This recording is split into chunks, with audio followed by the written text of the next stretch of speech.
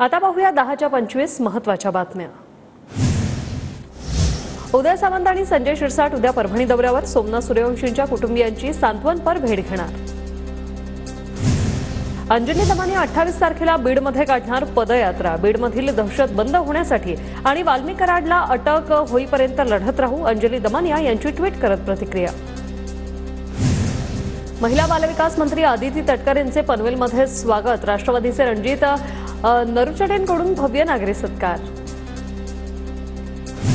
No detention policy शिक्षण मंत्रालयाकडून रद्द। आता इयत्ता 5वी आणि 8वीच्या वार्षिक परीक्षेत नापास होणारे विद्यार्थी नापासच राहणार। नापास विद्यार्थ्यांना 2 महिन्यात पुन्हा परीक्षा देण्याची संधी। राजू पाटील यांच्या मुलाच्या विवाह सोहळ्याला राज ठाकरे उपस्थित। वधूवरांना आशीर्वाद देण्यासाठी शर्मिला ठाकरेंसह राज ठाकरेंची उपस्थिती। मुख्यमंत्री फडणवीसांची पार्ले महोत्सवाला उपस्थिती। मी म्हटल्याप्रमाणे पार्ले महोत्सवाला पुन्हा आलो आणि आलो तर आलो, छप्पर फाडके आलो। कार्यक्रमात फडणवीसांचं विधान। महायुती सरकारच्या मंत्र्यांना दालनाचं वाटप। मुख्यमंत्री फडणवीसांसह दोन्ही उपमुख्यमंत्र्यांना 6व्या मजल्यावर दालन। मंगल प्रभात लोढा, पंकजा मुंडे, गुलाबराव पाटलांना मुख्य इमारतीत दालन।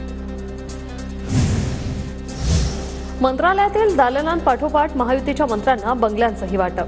चंद्रशेखर बावनकुळेंना रामटेक, राधाकृष्ण विखेंना रॉयल स्टोन, पंकजा मुंडेंना पर्णकुटी, शंभूराज देसाईंना मेघदूत, गणेश नाईकांना पावनगड बंगला।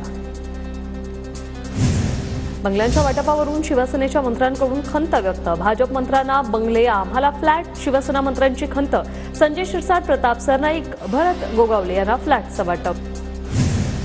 शरद पवार गटाचे आमदार बापू पठार यांनी अजित पवारांची भेट घेतली। मतदारसंघातील विविध कामांसंदर्भात चर्चा केल्याची पठार यांची माहिती।